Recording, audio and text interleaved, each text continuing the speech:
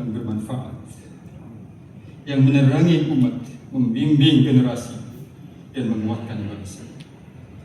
Ya Allah, tambahkanlah. Assalamualaikum warahmatullahi wabarakatuh.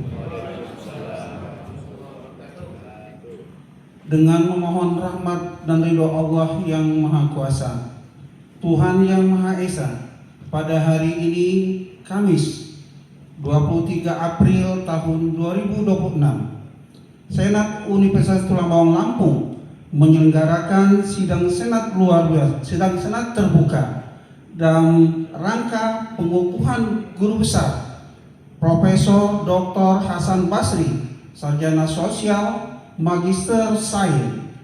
Sidang ini merupakan momentum bersejarah bagi Universitas Tulang Bawang Lampung, sekaligus wujud penghargaan atas dedikasi, integritas, dan kontribusi beliau dalam pengembangan ilmu pengetahuan serta pengabdian pada masyarakat.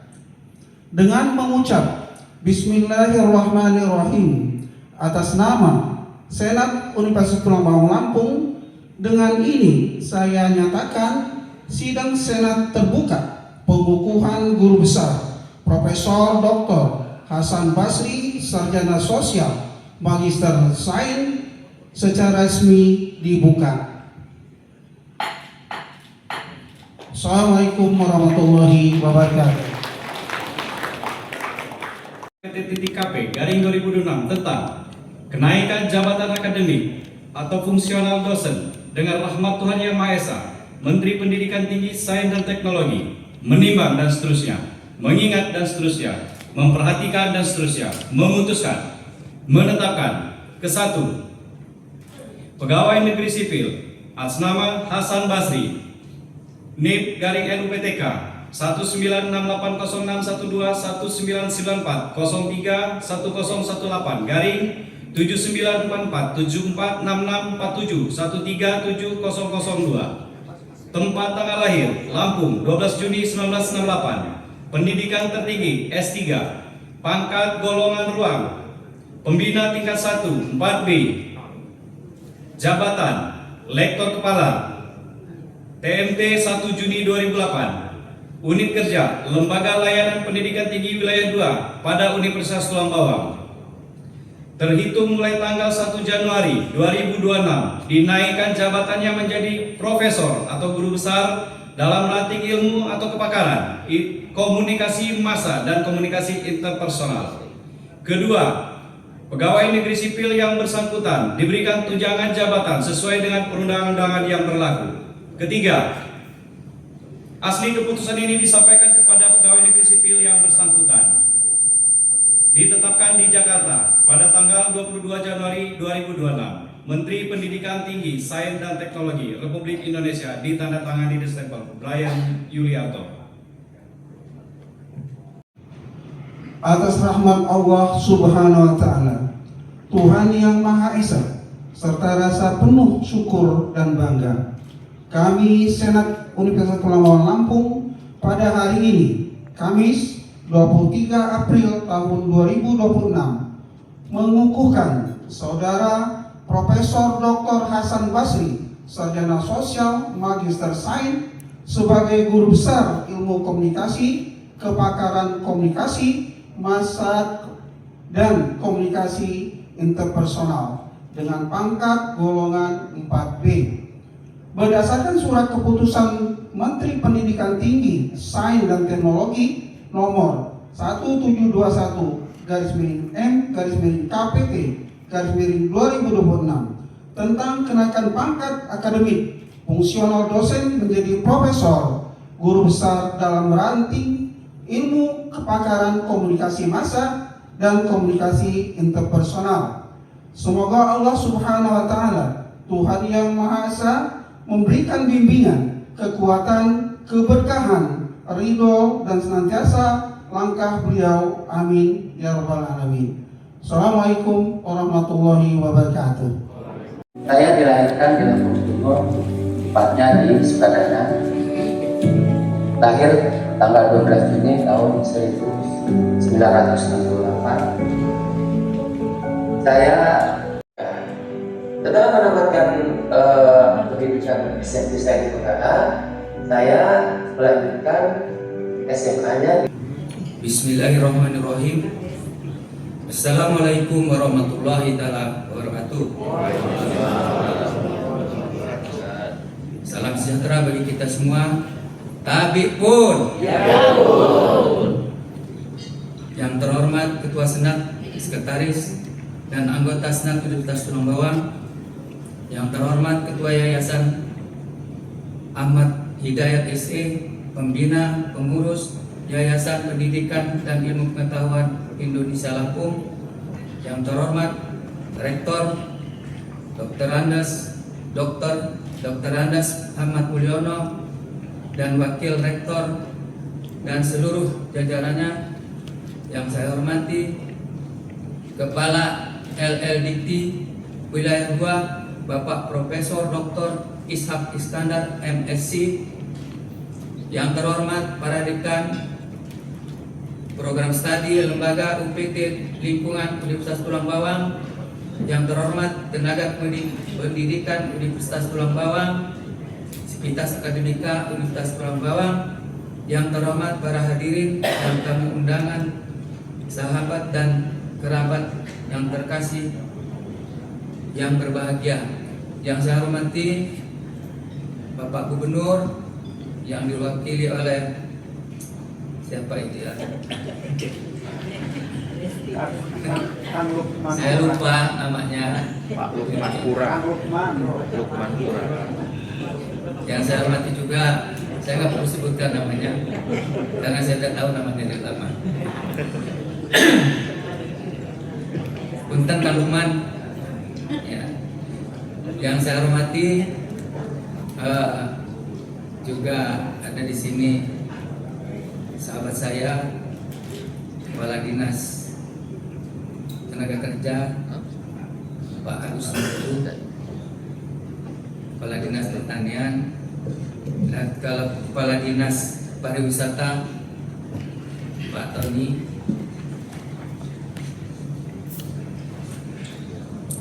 dan seluruh rektor Universitas Negeri maupun swasta yang berada di Bandar Lampung. Hadirin yang saya hormati, kesehatan saat ini bukan hanya berkutat pada persoalan medis dan laboratorium atau ruang apotik. Kesehatan adalah hasil dari proses komunikasi yang kompleks, sebuah negosiasi makna yang terjadi di ruang digital, meja makan keluarga hingga kebijakan nasional. Sebagaimana dikemukakan oleh TREP, komunikasi kesehatan adalah proses penciptaan, penyampaian, dan pertukaran pesan yang berkaitan dengan kesehatan. Antara lain, berbagai faktor dengan tujuan mempengaruhi, memberdayakan, dan mendukung pengambilan keputusan terkait kesehatan. Ini bukan sekedar transmisi informasi satu arah, melainkan proses transaksional di mana makna dinegosiasikan secara sosial. Pengalaman pandemi COVID-19 telah menjadi guru berharga sekaligus laboratorium raksasa bagi studi komunikasi. WHO tahun 2020 mencatat bahwa infodemik, ledakan informasi, baik akurat maupun tidak, menyulitkan masyarakat menemukan panduan terpercaya. Kita belajar bahwa di era digital informasi yang melimpah dapat memicu kelelahan berpikir dan penghindaran informasi sebagaimana diungkap oleh Ifik. Melalui pidato ini saya akan menguraikan 5 hal utama. Pertama, landasan teori perubahan perilaku kesehatan. Kedua, strategi pesan dan mekanisme persuasi. Ketiga, komunikasi kesehatan di era digital. Keempat, model integrated komunikasi perubahan perilaku digital untuk Indonesia. Dan kelima, implikasi bagi Indonesia. Hadirin yang berbahagia, landscape teori perubahan perilaku kesehatan. 4 kerangka teori utama mendominasi kegiatan perubahan perilaku kesehatan sebagaimana dirangkum oleh Glenn tahun 2024. Pertama, model keyakinan kesehatan. Model yang dikembangkan oleh Rosenstock ini berargumentasi bahwa perilaku kesehatan ditentukan oleh 6 keyakinan. Keyakinan akan kerentanan, keyakinan akan kegawatan, keyakinan akan manfaat, keyakinan akan hambatan, isyarat untuk bertindak, serta keyakinan akan kemampuan diri. Dalam penelitian kontemporer, AI Desori menemukan bahwa konstruk yang paling sering digunakan dalam pesan media sosial adalah isyarat untuk bertindak dan keyakinan akan manfaat. Kedua, teori perilaku terencana oleh Azen. Dalam Glenn tahun 2024 menjelaskan bahwa niat perilaku ditentukan oleh 3 hal: sikap terhadap perilaku, norma subjektif, serta keyakinan akan kemampuan mengendalikan perilaku. Perkembangan terkini sebagaimana diulas oleh Heger menguji efek tidak langsung dari determinan lingkungan dan integrasi dengan konstruk kebiasaan. Temuan ini penting bagi komunikasi kesehatan karena menunjukkan bahwa perubahan perilaku tidak hanya digerakkan oleh niat sadar, tetapi juga oleh lingkungan sosial dan kebiasaan untuk bertindak secara otomatis. Dalam praktiknya, komunikasi massa berperan membentuk norma subjektif melalui pemberitaan dan kampanye, sementara komunikasi interpersonal misalnya melalui konseling, dukungan keluarga, memperkuat keyakinan akan kemampuan mengendalikan perilaku.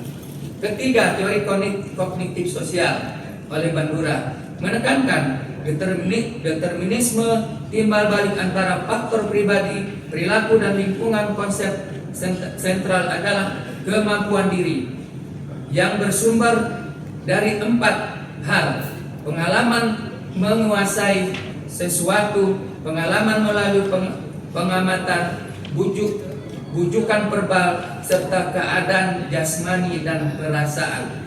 Studi Wu tahun 2025 menunjukkan bahwa lingkungan komunikasi mempengaruhi perilaku, mencari bantuan kesehatan mental melalui perubahan sikap, stigma, dan kemampuan diri. Keempat, model tahapan perubahan. Proskaska mengidentifikasi 6 tahap perubahan.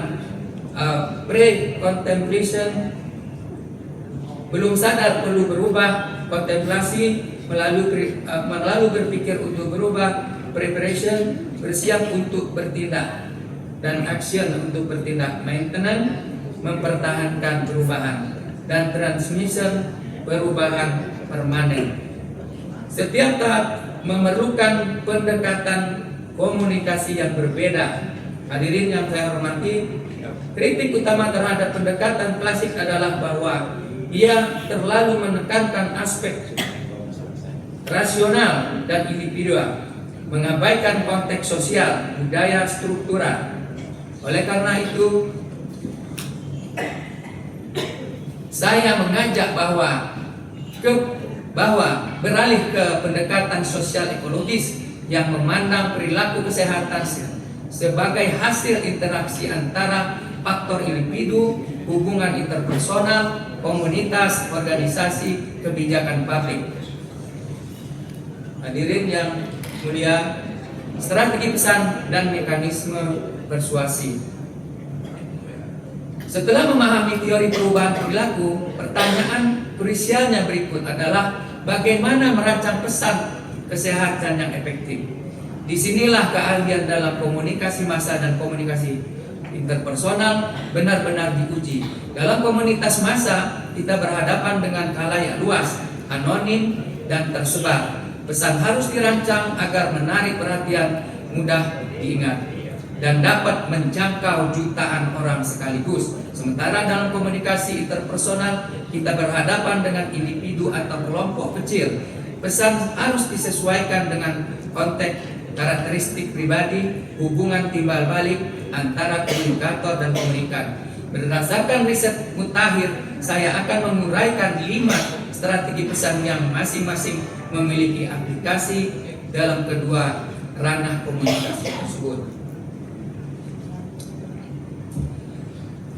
Pembingkaian pesan atau message framing berdasarkan prospek teori dan dari Kahneman, individu cenderung menghindari risiko dalam kerangka keuntungan dan mencari risiko dalam kerangka kerugian.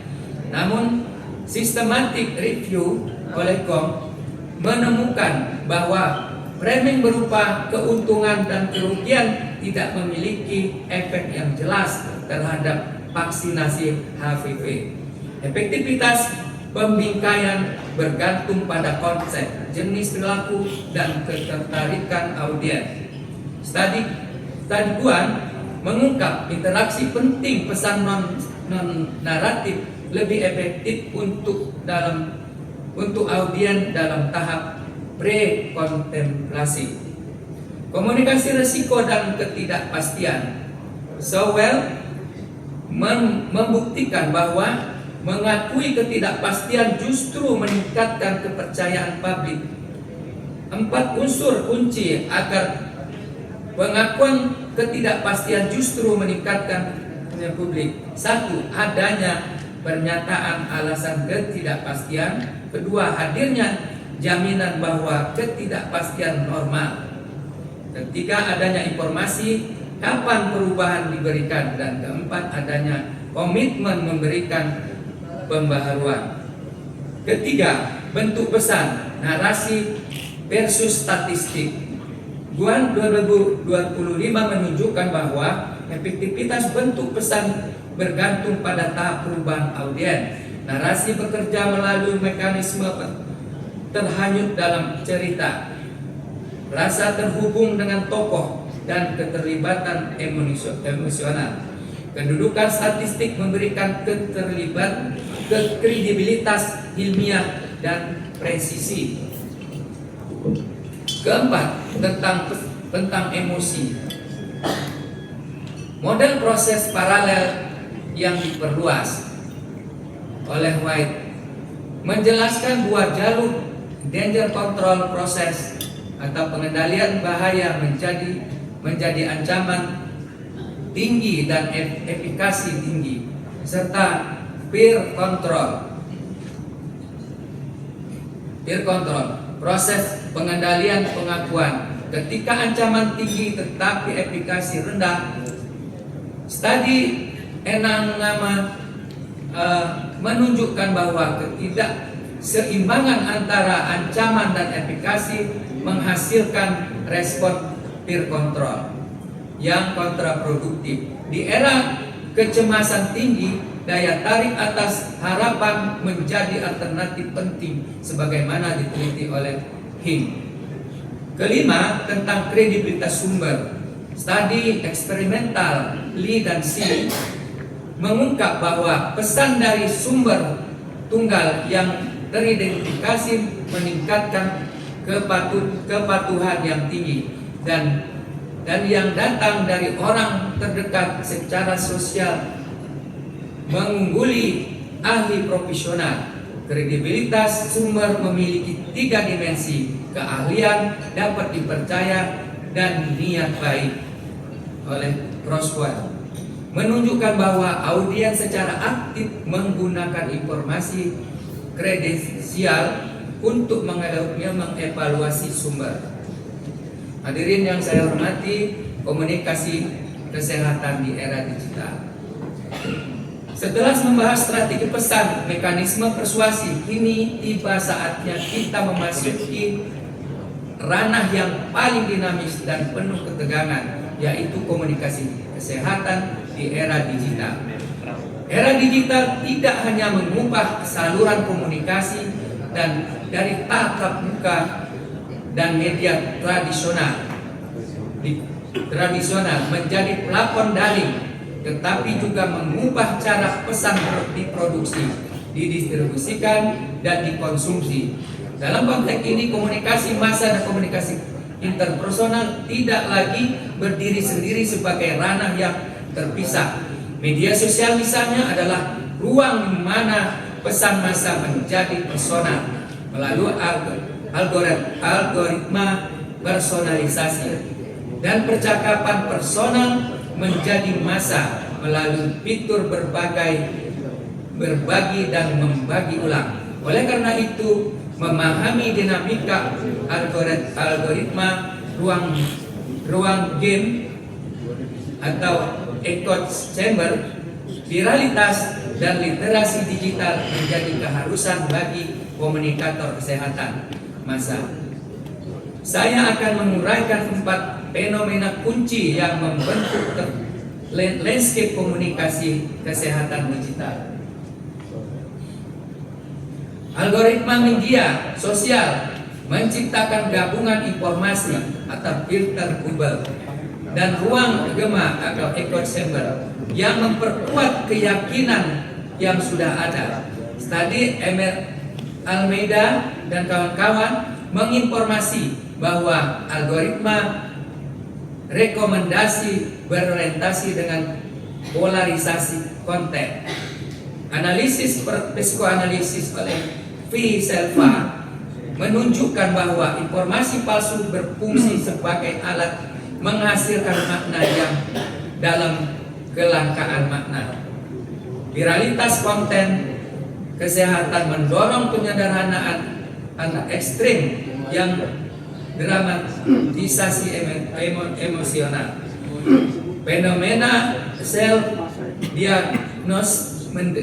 mendiagnosa diri sendiri di TikTok mengilustrasikan risiko. Literasi kesehatan digital menjadi kompetensi fundamental, mencakup pencapaian informasi, evaluasi kredibilitas, pemahaman kontekstual, integrasi dalam konteks konsultasi profesional, dan mengutarakan emosi untuk mencegah kecemasan kesehatan, kelebihan akibat pencarian informasi daring. 3 jenis informasi palsu atau misinformation: informasi keliru tanpa niat jahat, disinformasi, informasi palsu dengan niat jahat, dan malinformasi, informasi berbahaya, benar tetapi merugikan. Teori inokulasi pesan membangun antibodi kognitif melalui peringatan dini dan pencegahan melalui sanggahan. Pre-banking, pencegahan sebelum, lebih baik daripada debunking, pelurusan sesudah.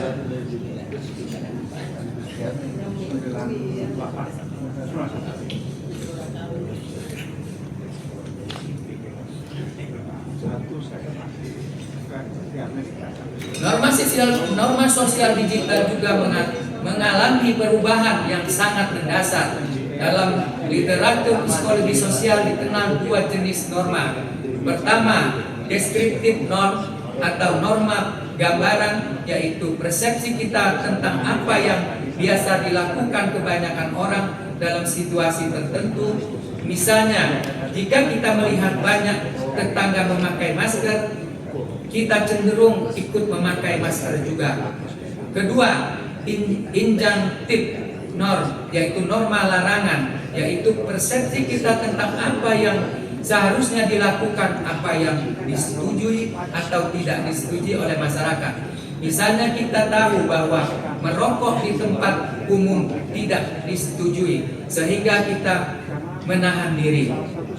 Di era digital, kedua norma ini berubah secara fundamental. Mengapa? Karena di media sosial kita tidak lagi hanya melihat perilaku tetangga sebelah rumah, tetapi perilaku ribuan bahkan jutaan orang dari berbagai budaya.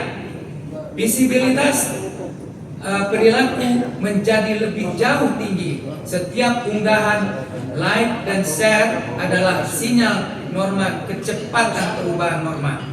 Juga meningkat drastis. Sebuah tantangan viral dapat mengubah persepsi tentang perilaku norma dalam hitungan jam. Namun di sisi lain terjadi fragmentasi karena algoritma menciptakan ruang gema atau echo chamber. Setiap kelompok mungkin memiliki norma yang berbeda satu sama lain. Akibatnya apa yang dianggap normal dan pantas dalam satu komunitas bisa dianggap aneh, bahkan tercela di komunitas lain. Matters bisa mengkonfirmasi dinamika kelompok ini. Pada sisi lain, dalam konteks kesehatan mental misalnya, fenomena ini memiliki sisi positif. Komunitas daring seperti Into the Light Indonesia dan di Fridays Indonesia hadir sebagai rumah aman, safe space di tengah keterbatasan akses layanan profesional. Di komunitas ini terbentuk norma gambaran baru bahwa membicarakan keamanan, depresi atau keinginan bunuh diri adalah hal yang biasa, bukan aib. Dan terbentuk pula norma larangan baru bahwa menghakimi atau meremehkan perjuangan orang lain adalah perilaku yang tidak pantas. Dengan demikian, komunitas daring tidak hanya menyediakan dukungan emosional, tetapi juga membangun ulang norma sosial lebih sehat, lebih inklusif.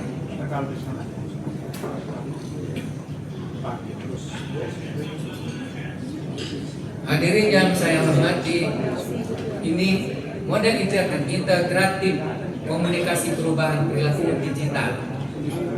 Selain kita membahas teori perubahan perilaku, strategi pesan dan dinamika komunikasi kesehatan di era digital, kini tiba saatnya saya menyampaikan sumbangan teoritis utama dari pengukuhan guru besar ini. Selama bertahun-tahun saya mengamati bahwa meskipun banyak model komunikasi kesehatan telah dikembangkan, belum ada model yang secara utuh mengintegrasikan tiga hal sekaligus. Pertama, dinamika algoritma media sosial dengan teori perubahan perilaku klasik. Kedua, 4 level ekologis individu, interpersonal, komunitas, dan kebijakan secara simultan. Ketiga, konteks spesifik Indonesia dengan keragaman budaya, intervensi terus belajar dan memperbaiki diri. Atas dasar itu saya mengusulkan model komunikasi perubahan perilaku yang integrated. Model ini dibangun atas 4 kelompok unsur utama yang saling berinteraksi. Saya akan jelaskan satu persatu. Kelompok pertama adalah usulan konteks. Kelompok kedua adalah masukan komunikasi. Ini mencakup karakteristik individu seperti usia, pendidikan, kepribadian, model sosial, dan jaringan kepercayaan, dan gotong royong dalam masyarakat. Konteks budaya dan strukturasi seperti norma dan kebijakan, serta landscape media seperti platform apa yang dominan menggunakan. Penelitian menegaskan bahwa tanpa memahami konteks intervensi komunikasi kesehatan akan kehilangan relevansi. Kedua adalah unsur masukan komunikasi.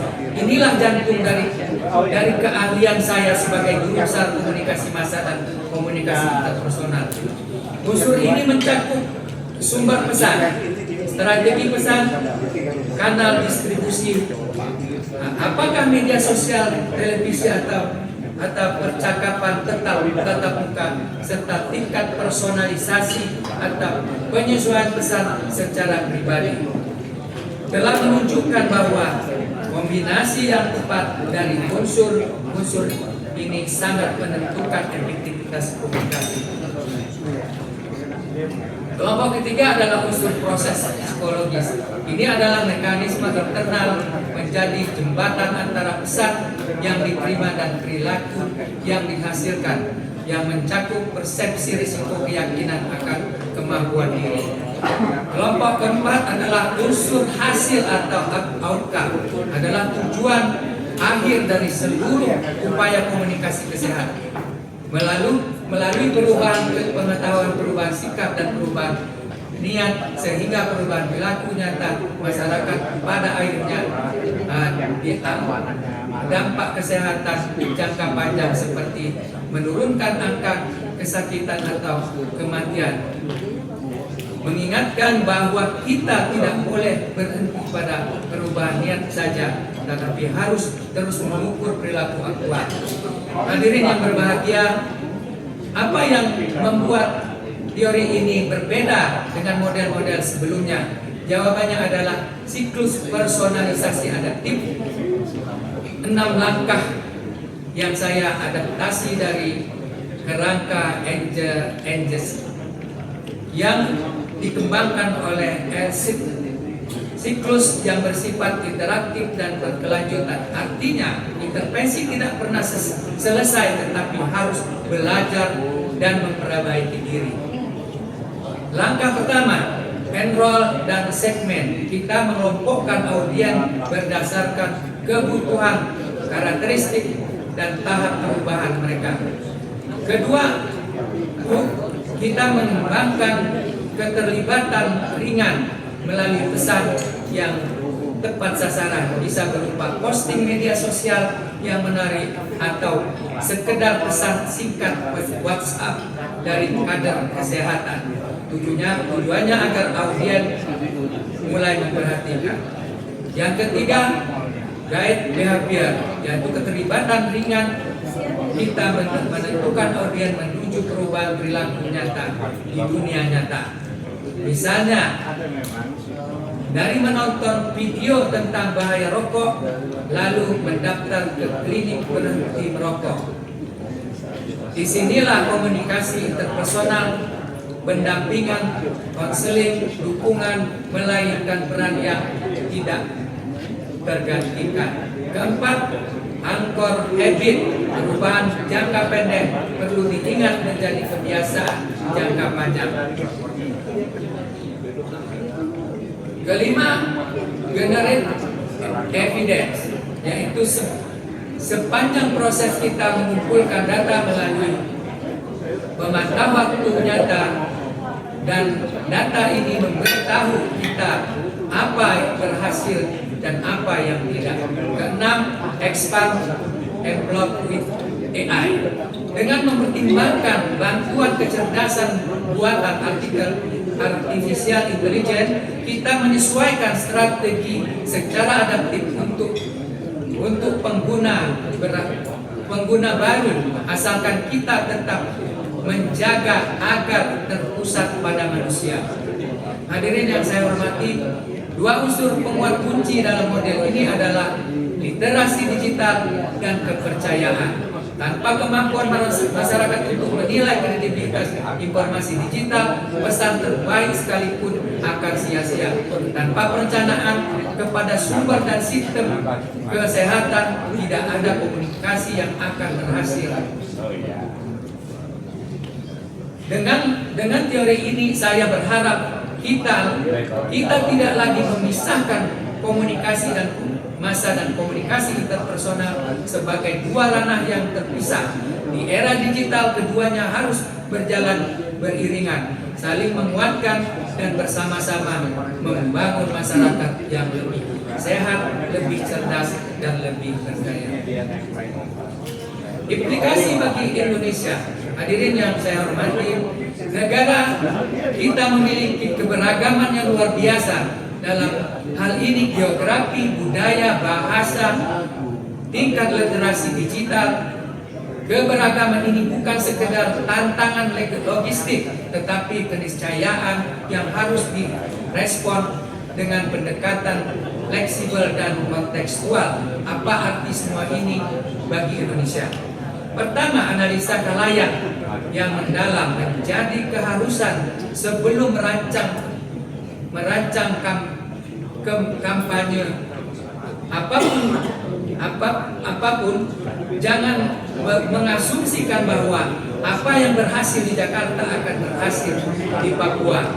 Identifikasi hambatan sebenarnya apakah kurang informasi, rasa malu, biaya, atau akses terbatas melalui metode campuran kuantitatif dan kualitatif. Kedua, model sosial lokal harus dimobilisasi sebagai daya strategis. Jaringan BKK, posyandu, kelompok pengajian, tokoh masyarakat, pemuka agama, semua ini bukan sekedar konteks yang perlu dipertimbangkan, tetapi aset yang harus diberdayakan. Komunikasi kesehatan yang efektif di Indonesia harus merangkul, memperkuat struktur sosial yang sudah ada.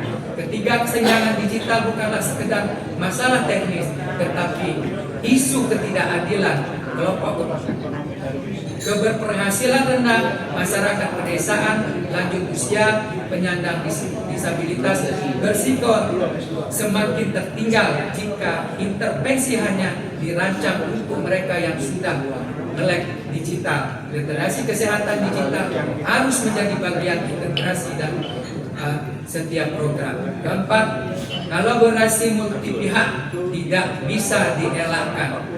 Pemerintah, akademisi, praktisi, masyarakat sipil, sektor swasta, komunitas harus bekerja bersama. Tidak ada satu pihak pun yang memiliki semua jawaban. Menutup dan pesan kunci.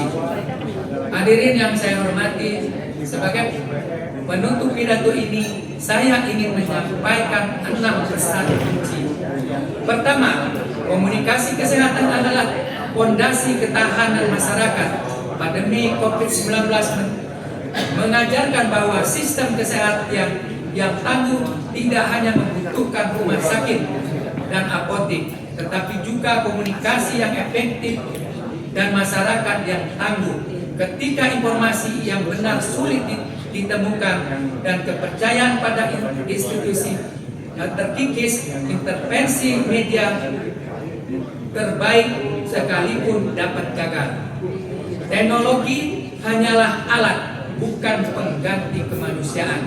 Kecerdasan buatan dan personalisasi pesan menawarkan peluang besar, tetapi bukan pengganti empati, pertimbangan etis, hubungan penyembuhan antar manusia, dan komunikasi kesehatan yang baik harus tetap berpusat pada manusia. Ketiga, keadilan komunikasi bukan pilihan, tetapi keharusan. Kesenjangan digital bukan hanya masalah akses, tetapi masalah keadilan. Kelompok yang sudah terpinggirkan berisiko semakin tertinggal jika intervensi hanya dirancang untuk mereka yang paling mudah dijangkau. Keempat, etika bukan lapisan tambahan, tetapi dasar rancangan. Pertanyaan tentang kesehatan data, keadilan, keterbukaan, dan kemandirian individu harus ditunjukkan sejak awal. Merancang intervensi bukan setelah menjadi pelanggaran. Kelima, konteks adalah segalanya. Tidak ada model intervensi yang cocok untuk semua tempat. Apa yang bekerja di Eropa belum tentu bekerja di Indonesia. Apa yang bekerja di Jakarta belum tentu bekerja di Lampung. Keenam, kerjasama tidak bisa dielakkan. Komunikasi kesehatan yang efektif tidak dapat dilakukan oleh satu pihak saja, kita semua, pemerintah, akademisi, praktisi, masyarakat, sipil, swasta, dan komunitas harus bekerja sama. Hadirin yang saya hormati, syukur kepada Allah Subhanahu wa taala. Alhamdulillah birabbil alamin. Segala puji bagi Allah Subhanahu wa taala yang dengan rahmat dan hidayahnya saya dapat menyelesaikan pidato pembukaan ini. Rabbi sholli sadri wa yassirli amri. Ya Allah, ya Tuhanku, lapangkanlah dadaku.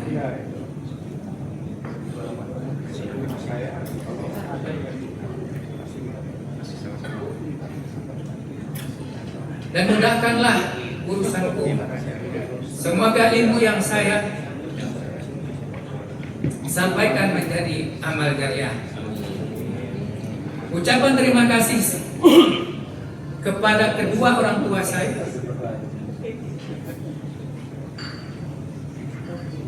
almarhum Ayah Hasan dan Naimah, serta mertua saya atas doa, kasih sayang, pengorbanan menjadi fondasi utama dalam setiap langkah kehidupan. Kepada istri saya tercinta Komola Utami Dewi dan anak-anak saya Ladisa Nadia Putri, Kalia Sela Nayaka, dan Ratu Gina Sulfa. Dukungan, pengertian, dan doa tiada henti dalam setiap proses yang dijalani. Kepada Menteri Pendidikan Tinggi, Sains dan Teknologi Republik Indonesia beserta jajarannya atas kebijakan dan sistem pendidikan tinggi yang memberikan ruang bagi dosen untuk berkembang dan berkarya. Semoga Allah senantiasa membimbing Bapak Menteri dalam memajukan pendidikan tinggi di Indonesia. Kepada Kepala Layanan Pendidikan Tinggi atau LLDT Wilayah 2, Bapak Profesor Dr. Ishak Iskandar, MSc, beserta seluruh staf atas bimbingan, arahan, dan pelayanan yang telah memfasilitasi proses pengusulan dan pengukuhan guru besar ini. Terima kasih atas dukungan administrasi dan akademik yang tiada henti. Terima kasih, Prof. Pak Firman, sudah berapa kali kita ganti kepala LLDT? Baru kali ini, Prof, kita diberikan kesempatan. Terima kasih, Prof.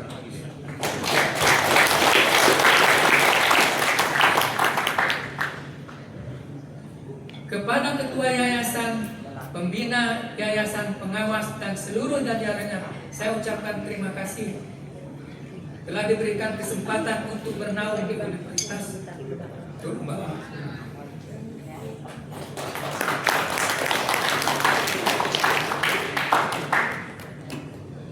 Kepada Rektor Universitas Tulang Bawang Lampung, Bapak Dr. Ahmad Mulyana, MH, beserta Wakil Rektor, dan kepemimpinan, dukungan, dan kesempatan yang diberikan adalah pengembangan karir akademik saya.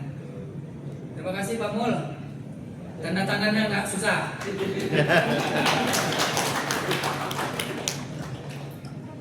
Kepada seluruh Senat Universitas Tulang Bawang, Bapak Dr.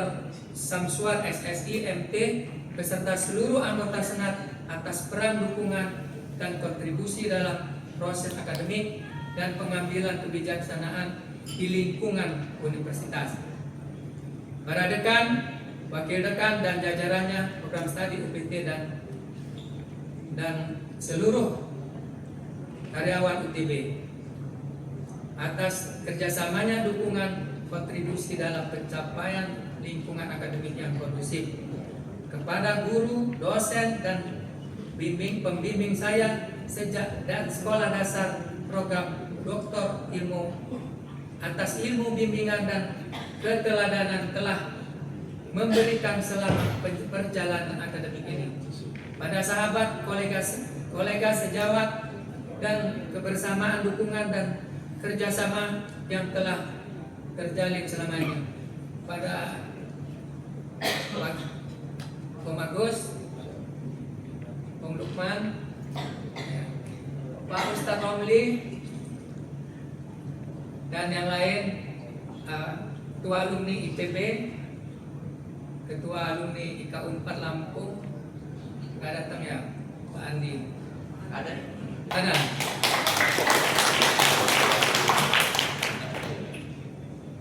Terima kasih. Salatu wassalamu ala asrafil anbiya wal mursalin wa ala alihi washabbihi ajma'in. Allahumma shalli wa sallim ala sayyidina Muhammad wa ala ali sayyidina Muhammad. Rabbi ishrah li sadri wa yassir li amri wahlul 'uqdatam min lisani yafqahu qawli. Yang terhormat Gubernur Provinsi Lampung, tamu ini diwakili oleh Bapak Staf Ahli Bidang Kemasyarakatan dan SDM, Dr. Lukman Pura, SPPD KGH. Yang saya hormati Wali Kota Bandar Lampung yang diwakili oleh Staf Ahli Bidang Ekonomi, Bapak Aryawan,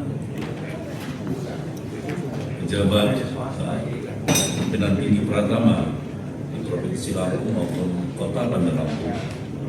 Saya hormati Ketua Senat atas Tulang Bawang beserta Sekretaris dan seluruh anggota Senat, Rektor atas Tulang Bawang, Pak Dr. Randes Ahmad Mulyono, MH, MU, para Wakil Rektor, Dekan, Kaprodi, dan seluruh lintas akademika lintas Tulang Bawang. Yang saya hormati Ketua Yayasan Pendidikan dan Ilmu Pengetahuan Lampung beserta jajaran Bapak dan Ibu pimpinan perguruan tinggi negeri maupun swasta yang semua hadir, Rektor Putih, Yayasan Dharma Jaya, kemudian guru besar yang semua hadir, saya lihat ada Pak Prof. Said, dan Bapak Ibu semua yang tidak bisa saya sebutkan satu persatu. Yang saya banggakan, Guru Besar baru kita, Bapak Profesor Dr. Hasan Basri, SOS, MSc beserta keluarga.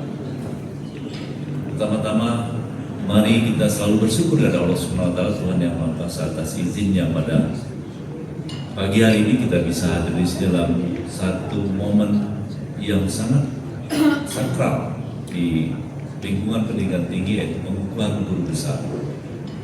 Salawat ring salam kita persembahkan kepada junjungan kita Nabi besar Muhammad SAW, keluarga dan sahabatnya serta pengikutnya hingga akhir zaman. Bapak Ibu yang saya hormati, atas Tulang Bawang hari ini tepatnya di tanggal 1 Januari 2026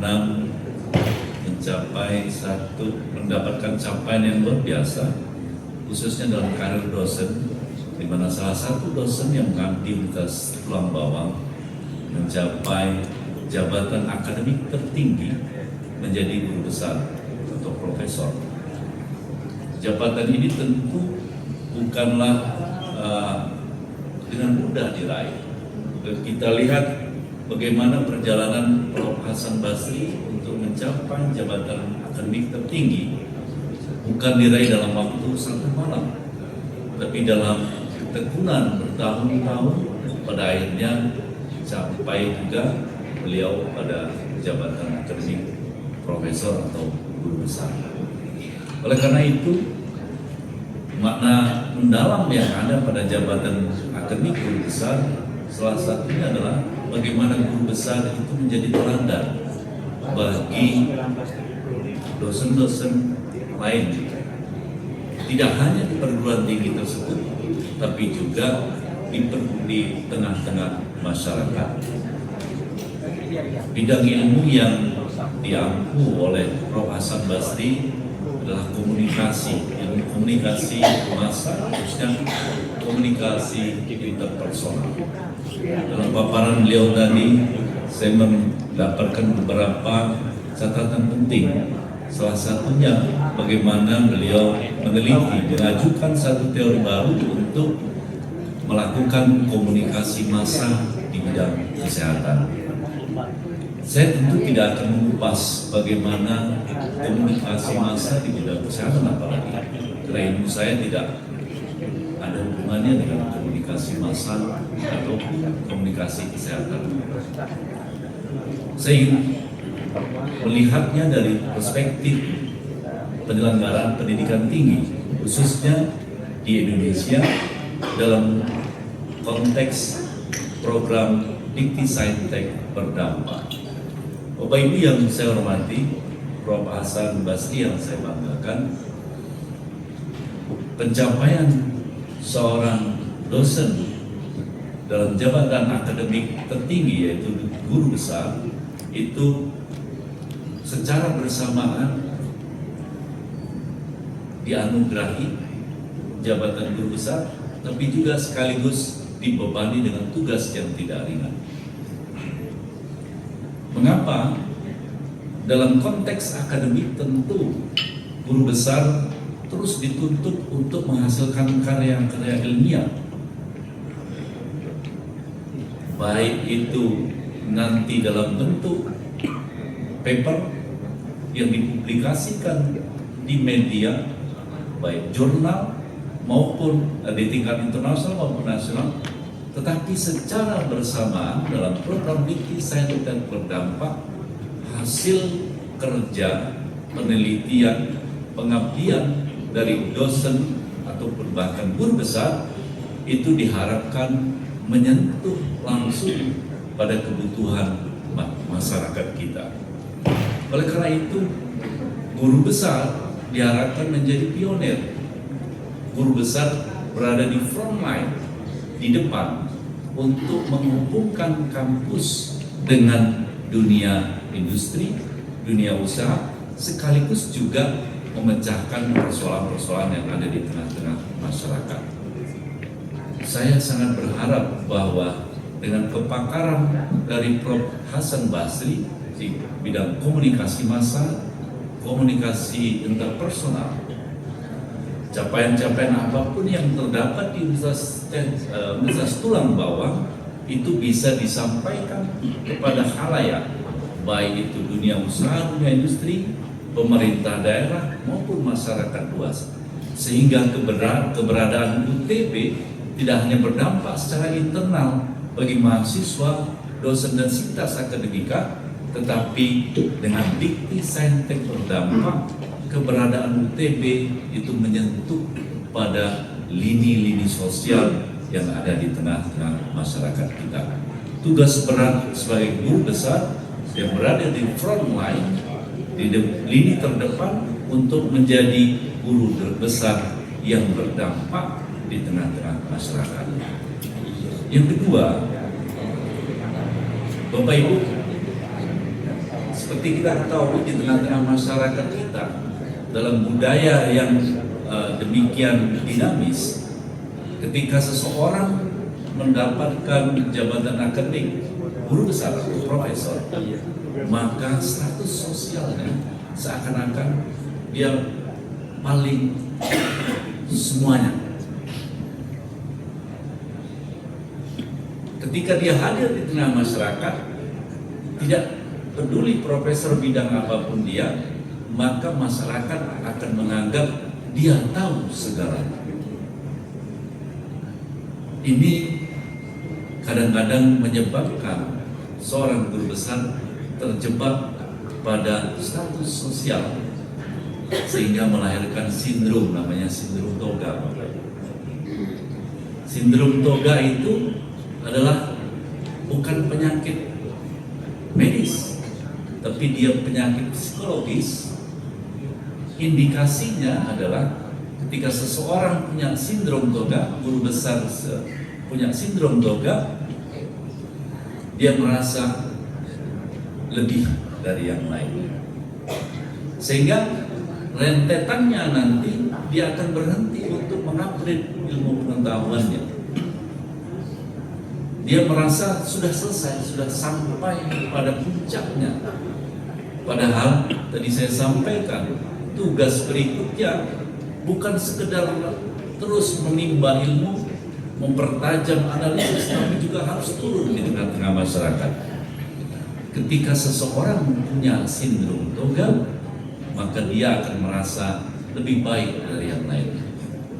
cara bicaranya pun berbeda, bahasa yang digunakan pun berbeda.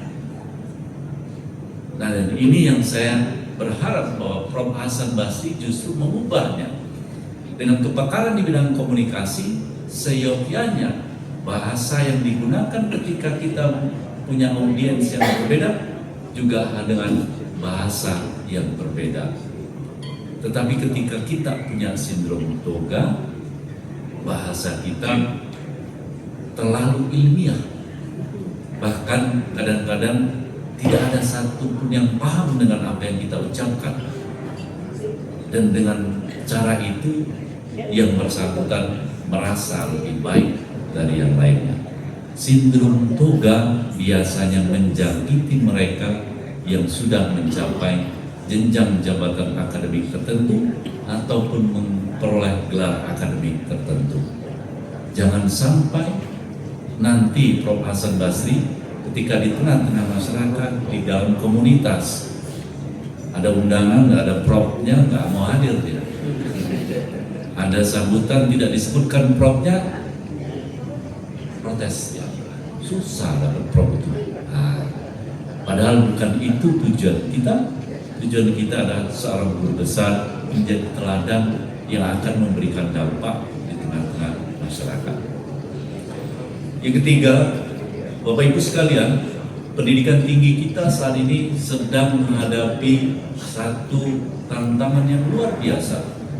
Mulai dari ketimpangan mutu, ketimpangan infrastruktur, ketimpangan sumber daya manusia. Oleh karena itu, kadang-kadang perguruan tinggi, para pimpinan perguruan tinggi, dosen-dosen, mulai dari rektor, dekan, kaprodi, juga punya atau terjangkit penyakit baru juga, namanya FOMO, Fear of Missing Out. Apa itu? Penyakit ini menjangkiti pimpinan-pimpinan perguruan tinggi kita mulai dari level rektor sampai kaprodi, di mana ada kekhawatiran kalau tidak mengikuti tren maka kita akan tertinggal. Kalau kita tidak direkognisi oleh lembaga tertentu dengan peringkat tertentu, maka kita tidak berkualitas. Akibatnya apa? Akibatnya pimpinan perguruan tinggi mulai dari level rektor sampai kaprodi mengumpulkan administratif dokumen untuk mencapai atau mendapatkan peringkat ataupun reputasi dari lembaga-lembaga tertentu dan melupakan substansi dari pengelolaan pendidikan tinggi. Merasa bangga setelah mendapatkan predikat A, B, D, C, dan lain sebagainya, tetapi proses akademik membekali mahasiswa untuk menjadi lulusan yang siap itu terlupakan. Ini namanya penyakit FOMO, Fear of Missing Out, dan itu banyak terjadi. Oleh karena itu, pada kesempatan yang berbahagia ini saya ingin mengajak pimpinan perguruan tinggi khususnya UTB atas tulang bawang untuk kembali kita melihat esensi dari penyelenggaraan pendidikan tinggi itu adalah membekali mahasiswa kita, membuat akademik atmosfer yang kondusif sehingga mahasiswa kita mampu mengembangkan, melahirkan inovasi, berkembang, baik dia bakatnya, akademiknya, sekaligus juga karakternya.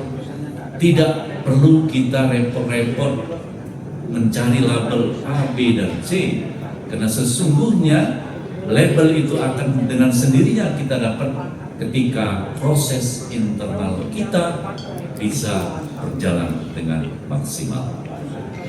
Mudah-mudahan Pak Hasan Basri nantinya bisa menjadi salah satu pionir bagi UTB untuk mengejar substansi dan tidak usah terlalu peduli dengan label-label yang saat ini sangat marak sekali. Oleh karena itu, jajaran pimpinan UTB mulai dari rektor, dekan, dan kaprodi Lebih baik kita berkonsentrasi bagaimana membangun akademik atmosfer di dalam perguruan tinggi yang benar-benar memberikan ruang bagi dosen, bagi tenaga pendidikan dan juga mahasiswa untuk bisa berkreasi, berinovasi, dan itulah esensi dari penyelenggaraan pendidikan tinggi yang berdampak. Saya kira itu pesan saya pada Pak Hasan Basri dan juga pimpinan perguruan tinggi di Universitas Tulang Bawang secara khusus pada Bapak Ibu sekalian. Sekali lagi saya mohon maaf apabila dalam penyampaian saya ada hal yang merasa tersinggung karena saya mengungkapkan data yang baru saya baca pagi tadi, bagaimana perguruan tinggi kita saat ini tantangannya adalah tantangan bagaimana menyiapkan sumber daya manusia yang unggul, yang siap bersaing, tapi pimpinan perguruan tingginya justru sibuk dengan mencari pengakuan dalam bentuk label-label tertentu. Oleh karena itu, mari sama-sama kita dari pemerintah daerah, dari dunia usaha dan industri ikut mengawal agar perguruan tinggi kita menjadi lembaga yang benar-benar bisa melahirkan generasi muda yang siap untuk meneruskan estafet pembangunan di negara kita. Sekali lagi selamat Pak Hasan Basri dan keluarga atas pencapaian ini, dan pencapaian jadi guru besar itu adalah yang tertinggi. Tidak ada lagi setelah guru besar, setelah profesor tidak ada lagi profesor, setelah profesor berikutnya adalah profesor emeritus, dia sudah pensiun. Mudah-mudahan Pak Hasan Basri bisa terus berkarya, mengabdikan ilmunya untuk kemajuan tidak hanya UTB tapi pendidikan tinggi di Indonesia. Selamat pada Universitas Tulang Bawang atas pecah telur Pak, baru pertama kali ini menjadi guru besar dosen di Universitas Tulang Bawang. Saya berharap bahwa ke depan akan lahir guru besar baru dari Universitas Tulang Bawang. Terima kasih dan saya akhiri. Assalamualaikum warahmatullahi wabarakatuh. Bismillahirrahmanirrahim. Assalamualaikum warahmatullahi wabarakatuh. Selamat pagi, salam sejahtera bagi kita semua. Tapi pun yang saya hormati Gubernur Lampung yang dalam hal ini diwakili oleh staf ahli bidang kemasyarakatan dan SDM Bapak Dr. Lukman Pura SPPD, yang saya hormati Kepala Dinas Pariwisata yang juga orang dalam, Bapak Insinyur Tony Ferdinansyah STMT Asian Engineering. Saya katakan orang dalam karena Pak Tony ini juga pembina Yayasan Yapitila yang menaungi Universitas Tulang Bawang. Saya hormati Kepala Dinas juga yang juga teman saya, Dinas Ketenaga Kerja, Bapak Dr. Agus Numpito. Terima kasih Pak. Saya hormati Wali Kota Bandar Lampung yang dalam hal ini diwakili oleh Bapak Aryansyah SHMH, Bapak Perekonomian. Terima kasih Pak. Saya hormati para bupati, wali kota seprovinsi Lampung atau yang mewakili. Yang saya hormati juga teman saya, guru saya, Ketua RTC Provinsi Lampung, Bapak Dr. Insinyur Haji Firmansyah MBA, yang juga kami panggil sebagai Buya Firman. Kita kasih aplaus untuk Pak Buya. Saya hormati, saya banggakan kakanda saya, Rektor Universitas Teknokrat Indonesia, Bapak Dr. Haji Nasrullah Yusuf, SEMM. Terima kasih Pak atas kehadirannya.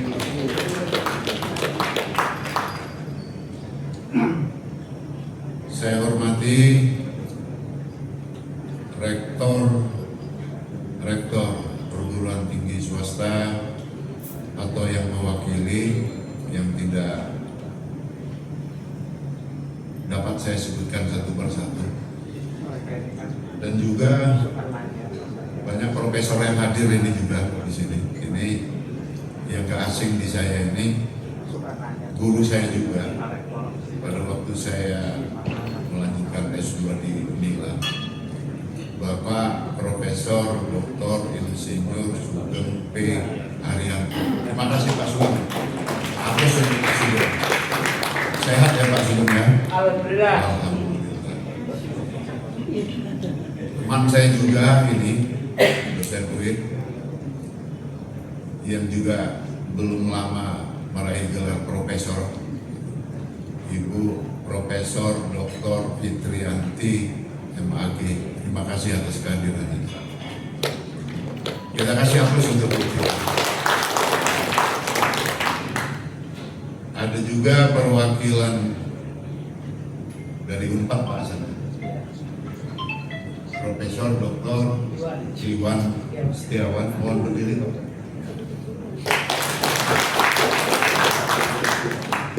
Supaya alumni Unpad yang ada di Lampung ini bisa sowan nantinya. Ketua alumni Unpad yang juga nggak asing beserta rekan-rekan, Bapak Dr. Andi Desvianti. Terima kasih Pak atas kehadirannya.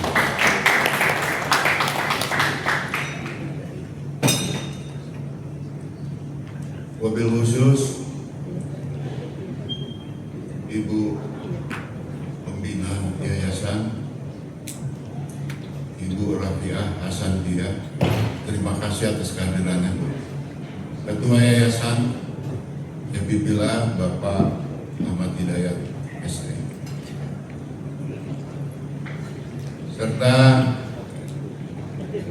Bapak Ibu para undangan, keluarga besar dari Profesor Dr. Hasan Basri yang saya banggakan. Alhamdulillah, puji syukur kepada Allah Subhanahu wa taala Tuhan Yang Maha Esa atas rahmat dan hidayahnya. Pada pagi hari ini kita dapat melaksanakan pengukuhan guru besar Profesor Dr. Hasan Basri SOS MSI. Tentu ini merupakan karunia dari Allah Subhanahu wa taala, karena selama beberapa tahun ini, hampir 30 tahun, Universitas Kolong Bawang baru menuntaskan satu profesor, yaitu Bapak Profesor Dr. Hasan Basri. Kita kasih aplaus.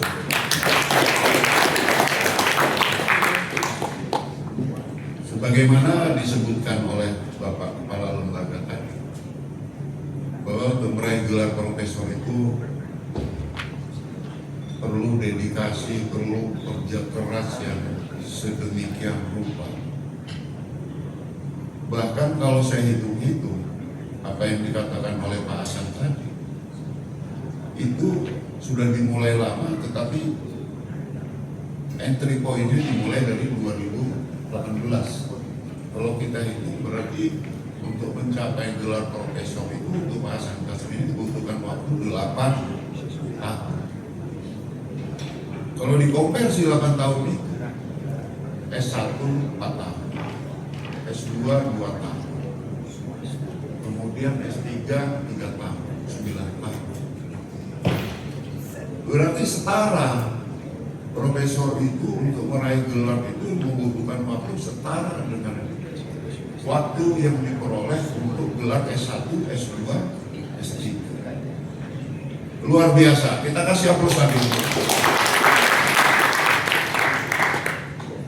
Saya ikut merasakan bagaimana perjuangan Pak Hasan Basri. Bolak-balik saya dimintain tanda tangan salah, kurang, discontinue. Sampai Pak Hasan ini kayak Hasan duduk di bawah pohon maghrib-maghrib. Pak Hasan suruh revisi lagi, ini discontinue, disfokus. Jadi kalau nggak salah ada hampir 10 kali lebih. Tapi itu tadi dikatakan oleh Ketua Senat Pak Syamsuar tadi. Memang Pak Hasan ini tegar bahwa saya memang ingin menjadi profesor. Tentu banyak pengorbanannya yang sudah dikorbankan untuk memperoleh gelar profesor itu. Bukan cuma moral saja, pasti material. Dan kekehnya itu saya lihat bahwa Pak Hasan ini dari tahun 2012 mobilnya nggak ganti-ganti, itu aja ya kan, sampai berdebu, sampai bulukan. Jadi saya pikir Pak Hasan ini PNS, Pak Hasan ini dapat tunjangan ini, dapat tunjangan ini, kok mobilnya nggak ganti-ganti? Sementara yang dosen-dosen kami yang biasa-biasa nggak PNS, mobilnya ganti-ganti di setiap tahun. Rupanya itu ya Pak Hasan. Jangan nangis lagi Pak Hasan. Profesor ini alhamdulillah. Nah itu perjuangan. Tapi ini bukan menakut-nakuti rekan-rekan yang masih muda dosen ya. Tapi itu ya Pak Iwan, perjuangannya memang begitu. Saya doktor, saya sudah nyerah lebih awal untuk jadi profesor, nggak sanggup saya bilang, karena tidak umur. Kalau saya masih muda seperti kawan-kawan ini, Pak Adi, ya gas lah, ya kan? Gas. Kalau mau jadi dosen, ya sekarang ini ya jadilah dosen. Jadi ya jangan ada yang sudah berpendapat, sudahlah cukup S2 aja udah standar untuk jadi dosen dapat sertifikasi sudah. Nah inilah kelemahan, begitu ya kan, kelemahan. Memang yang dikatakan oleh Pak Al-Baga tadi berbagai kelemahan yang ada di perguruan tinggi swasta. Kalau mudah banyak sekali. Kalau di negeri Pak Sugeng enak ya, jadi profesor ya dibiayai ya oleh negara, disupport. Tapi saya doakan ini abuya saya Pak Firman ini kira-kira bakal jadi profesor nggak ini? Doakan. Tapi udah lagi ke partai ini kayaknya. Doanya kemana ini? Ke wali kota apa?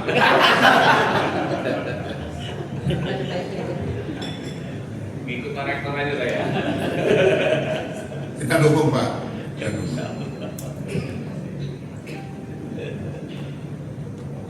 Mungkin itu yang bisa saya sampaikan. Kayaknya nanti saya ini stand up comedy jadi. Karena apa yang mau saya sampaikan tadi sudah disampaikan oleh Pak Al. Berbagai nasihat, berbagai masukan itu sudah disampaikan. Saya hanya berharap saja kepada Pak Hasan Basri, semoga Pak Hasan Basri itu nantinya menjadi penerang apabila kami membutuhkan pencerahan dari Pak Hasan Basri. Itu yang pertama. Karena disebutkan bahwa namanya profesor itu apa yang dikatakannya itu seperti fatwa. Apa yang dikatakannya itu bisa jadi rujukan teoritis untuk karya ilmiah. Jadi profesor itu kalau disetarakan dengan ustadz itu bukan ustadz lagi, udah wali nih, ya kan? Kalau di bidang agama udah wali. Karena apa yang dikatakannya itu jadi rujukan atau jadi fatwa. Itu tadi yang dikatakan oleh Pak Kalem bahwa profesor itu menjadi teladan.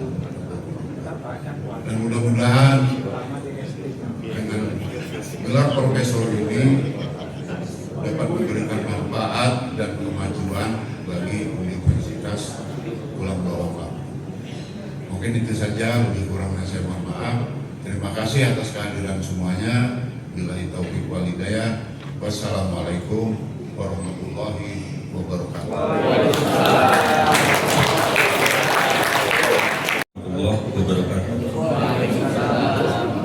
Salam sejahtera untuk kita semua. Tapi pun yang saya hormati Ketua dan anggota Senat Universitas Tulang Bawang Lampung, yang saya hormati Rektor Universitas Tulang Bawang Lampung, Bapak Dr. Andes Ahmad Mulyono, MH, yang saya hormati pembina, pengawas Yayasan Pendidikan dan Ilmu Pengetahuan Indonesia Lampung atau YAPIPILA, yang saya hormati Gubernur Lampung, yang dalam kesempatan ini diwakili oleh Dr. Lukman Pura, SPPD KGH, staf ahli bidang kemasyarakatan dan SDM, yang saya hormati Wali Kota Bandar Lampung, yang dalam hal ini diwakili oleh staf ahli Bapak Heriawan, yang saya hormati Bupati Pesawaran, yang dalam hal ini diwakili oleh Bapak Cabramas ST, yang saya hormati Bupati Lampung Utara, yang dalam hal ini diwakili oleh Dr. Andes Nozi Epialis MSI, yang saya hormati Kepala Dinas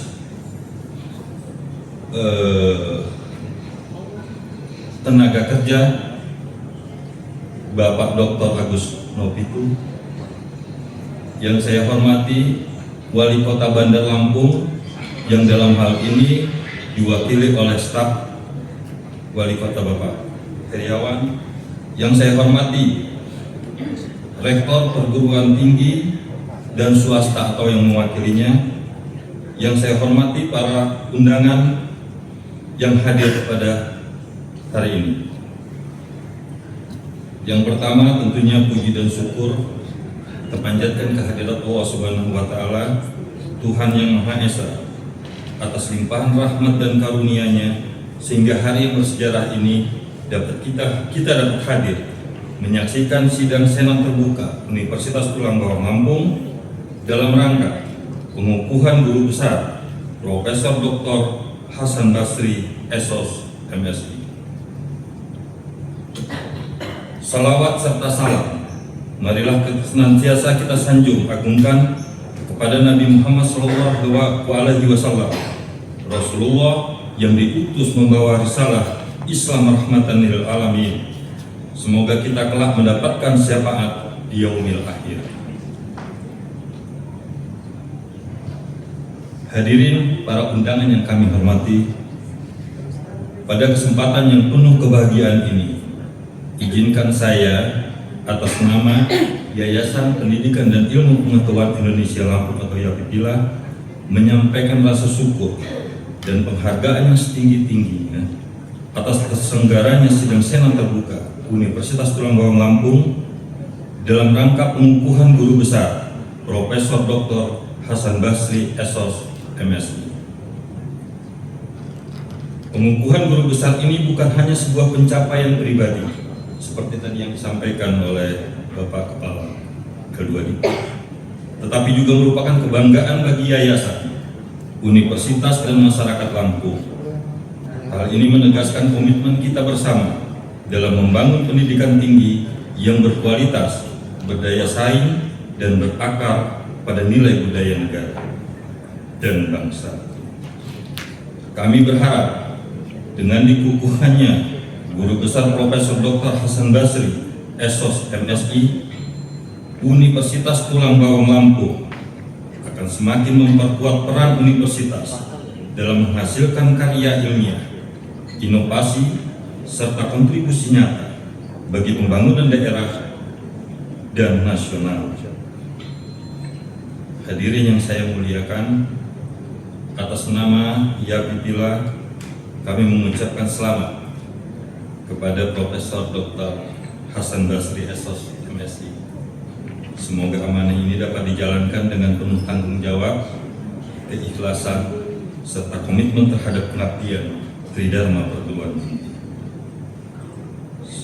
Terima kasih kepada seluruh pihak yang telah mendukung dan berpartisipasi dalam acara ini.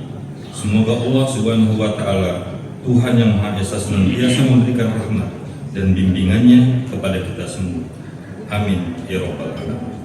Demikian yang bisa kami sampaikan. Bila ada kata dan ucapan yang salah, kami mohon maaf sebesar-besarnya. Saya akhiri. Wabillahi taufiq wal hidayah. Wassalamualaikum warahmatullahi wabarakatuh. Bismillahirrahmanirrahim. Assalamualaikum warahmatullahi wabarakatuh. Alhamdulillahirabbil alamin. Wassalatu wassalamu ala asyrofil anbiya'i wal mursalin wa ala alihi washabihi ajmain. Amma ba'du. Pertama-tama tentu kita panjatkan puji dan syukur kehadirat Allah Subhanahu wa taala atas rahmat dan karunia-Nya kita bisa berkumpul bersilaturahmi pada hari ini, khususnya dalam acara pengukuhan Guru Besar Profesor Dr. Hasan Basri Esos MSI dari Universitas Tulang Bawang. Salawat dan salam kita panjatkan juga pada junjungan kita Nabi besar Muhammad Sallallahu Alaihi Wasallam yang insya Allah kita dapatkan syafaatnya di yaumil akhir. Bapak Ibu sekalian yang saya hormati, izinkan saya membacakan sambutan Gubernur Lampung pada pengukuhan pada siang hari ini. Beliau menyampaikan salam bangga, salam hormat dan salam takzim kepada kita semua, khususnya kepada Profesor Hasan Basri dan juga Universitas Tulang Bawang atas achievement, atas hasil yang amat sangat membanggakan ini, dan berdoa agar dapat memberikan kontribusi secara maksimal kepada Provinsi Lampung. Beliau saat ini sedang menerima kedatangan dan agenda-agenda nasional terkait yang mengharuskan beliau berada di lapangan dalam menyaksikan pelaksanaan pembangunan dapat terlaksana sebagaimana mestinya. Mudah-mudahan Bapak Ibu sekalian dan kita semua berdoa agar kelancaran pekerjaan beliau beserta Wakil Gubernur dapat terlaksana dengan baik. Oleh karena itulah, izinkan saya membacakan sambutan tertulis beliau. Assalamualaikum warahmatullahi wabarakatuh. Salam sejahtera untuk kita semua. Tabi'un. Yang saya hormati Kepala Lembaga Layanan Dikti Wilayah 2 Palembang, Profesor Dr. Iskak Iskandar MSc, yang barusan saya juga kita saksikan beliau ada kegiatan yang mengharuskan beliau menghadirinya. Yang saya hormati Bupati Wali Kota atau yang mewakili. Yang saya hormati Ketua Yayasan YAPILA Bapak Ahmad Hidayat, Sarjana Ekonomi. Bapak Rektor Universitas Tulang Bawang Dr. Andes Ahmad Mulyono MH. Yang saya hormati segenap jajaran rektor perguruan tinggi negeri dan swasta Provinsi Lampung yang hadir pada saat hari ini atau yang mewakili. Alhamdulillah hadir juga bersama kita tokoh kebanggaan kita juga Bapak Riko Menoza yang hadir menghadiri kegiatan pada hari ini. Selamat datang Pak, terima kasih. Para tokoh agama, tokoh masyarakat, ada orang-orang tua kami, guru-guru kita hadir tadi tersebut. Profesor Sugeng, Profesor Fitri, bapak-bapak tokoh-tokoh lain yang tidak tersebut profesor tapi sudah profesor, termasuk diantaranya ada guru kami, orang tua kami, Profesor Mukri yang ada di belakang. Terima kasih Prof. pejabat pimpinan tinggi Pratama di lingkungan pemerintah Provinsi Lampung,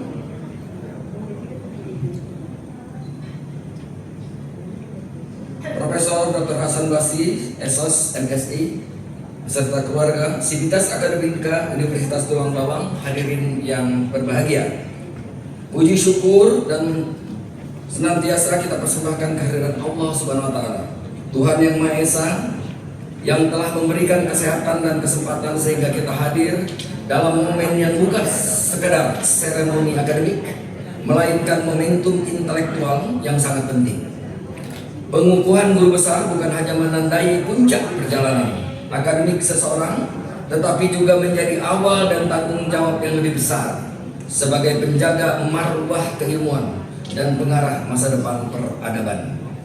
Atas nama pemerintah Provinsi Lampung, saya mengucapkan selamat dan penghargaan setinggi-tingginya kepada Profesor Dr. Hasan Basri, SOS, MSI atas capaian luar biasa ini.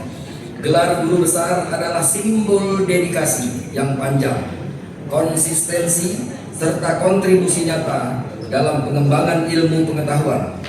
Namun lebih dari itu, guru besar adalah sosok yang diharapkan mampu menjadi kompas moral akademik, menjembati ilmu pengetahuan dengan kebutuhan masyarakat, serta menghadirkan solusi atas berbagai tantangan zaman.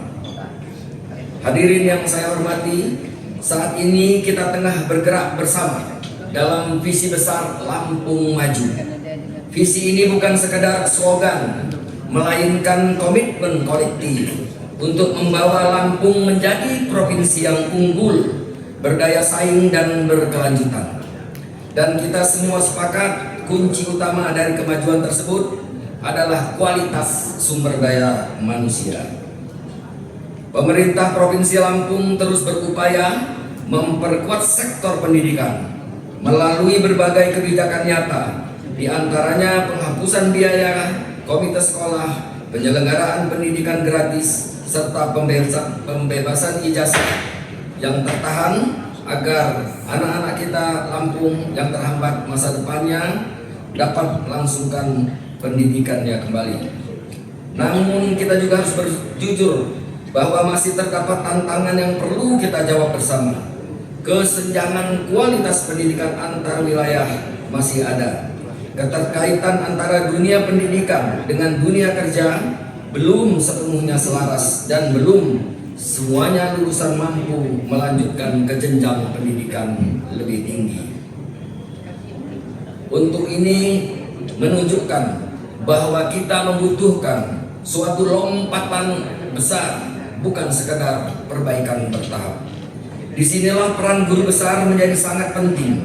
Guru besar diharapkan tidak hanya menghasilkan karya ilmiah, tetapi juga mampu menghadirkan riset yang berdampak nyata bagi masyarakat.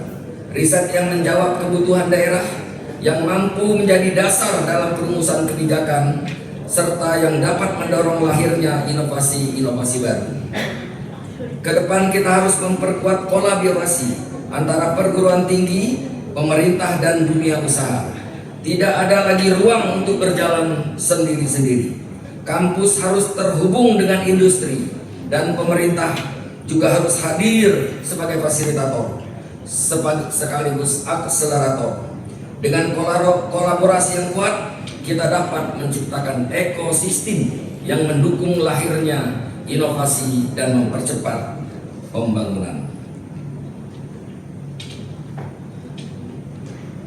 Kita ingin melihat Lampung ke depan sebagai pusat agroindustri modern, sebagai daerah yang mampu mengelola potensi lokal dengan sentuhan inovasi, serta sebagai lumbung sumber daya manusia unggul yang mampu bersaing di tingkat nasional maupun global.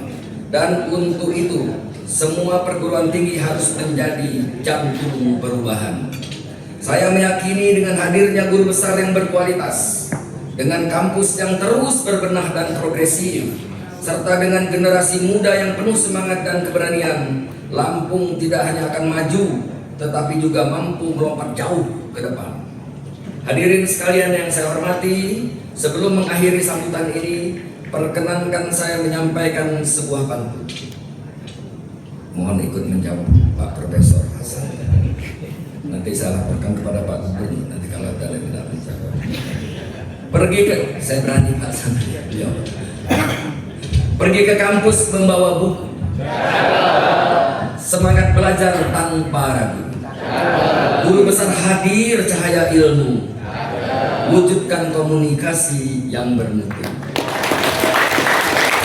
Sekali lagi saya mengucapkan selamat kepada Profesor Dr. Hasan Basri SOS MSI. Semoga terus menjadi sumber inspirasi, menjadi cahaya ilmu, dan menjadi penuntun bagi kemajuan bangsa, khususnya Provinsi Lampung yang kita cintai bersama. Semoga Allah Subhanahu wa Ta'ala, Tuhan Yang Maha Esa, senantiasa memberikan bimbingannya kepada kita sekalian. Amin ya rabbal alamin. Terima kasih atas perhatiannya. Wassalamualaikum warahmatullahi wabarakatuh. Gubernur Lampung Rahmat Mirjani Jausri. Mohon izin Pak Rektor, ini kesempatan saya manfaatkan. Jadi saya menambah dikit karena Pak LLDI sudah menghadiri acara. Saya mohon izin. Yang pertama, saya tidak berani mengubah sambutan Pak Gubernur karena protokolernya begitu. Tapi saya ingin sedikit menyampaikan insight tentang profesor kita yang baru.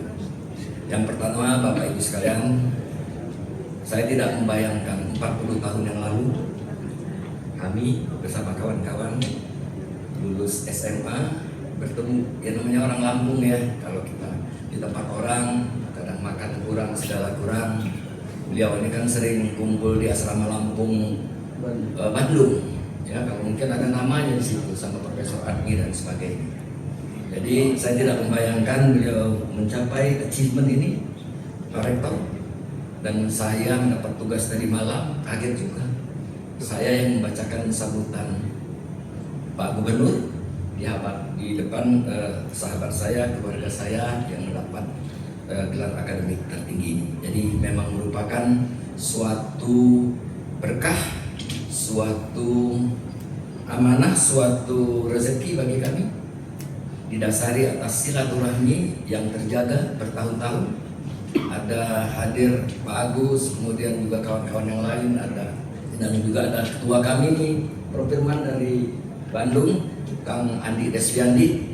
Beliau ini juga humble, sehari-hari dalam organisasi sosialnya sangat erat, mungkin karena menguasai komunikasi massal dan interpersonal, sehingga orang terayun-ayun kalau mendengar bagaimana komunikasi yang beliau sampaikan.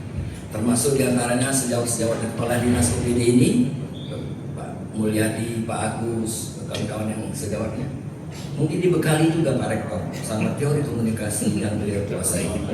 Termasuk dari PowerPoint yang saya sampaikan, banyak apa yang sudah saya lakukan dari klinik ke klinik, didasari dari narasi, mediasi dari asupan dan juga kritik beliau kepada kami sahabat-sahabat. Terima kasih, mudah-mudahan berkah buat kita semua, keluarga, dan alhamdulillah silaturahmilah memang datang pada waktunya dan semua diletakkan oleh Subhanahu wa Ta'ala sesuai dengan sekuensial waktunya. Karena silaturahmi itu dibalas Allah Subhanahu wa Ta'ala tidak cash and carry, tetapi sesuai dengan kebutuhan makhluk dan semua diatur oleh Allah Subhanahu wa Ta'ala. Selamat sukses Wahiko Hasan Basri dan keluarga. Terima kasih Pak Rektor, terima kasih para guru dan undangan. Saya menambah daripada sambutan secara pribadi dan kami bersyukur dan bangga mendapat kesempatan pada hari ini. Mohon maaf kalau ada hal yang kurang berkenan, kami akhiri. Wassalamualaikum warahmatullahi wabarakatuh. Basri, sarjana sosial Magister Sains, telah berlangsung dengan hikmat dan penuh makna. Atas nama Senat Universitas Lampung, kami menyampaikan terima kasih dan penghargaan yang setinggi-tingginya kepada seluruh pihak yang telah terlibat berperan dalam penyelenggaraan acara ini dengan baik dan tertib. Semoga pengukuhan ini menjadi momentum untuk semakin meningkatkan dedikasi, integritas, dan kontribusi dalam pembangunan ilmu pengetahuan serta kemajuan Universitas Lampung ke depannya. dengan mengucap Alhamdulillahirrahmanirrahim. Sidang Senat terbuka. Pengukuhan Guru Besar Profesor Dr. Hasan Basri, Sarjana Sosial Magister Sains, secara resmi saya nyatakan ditutup.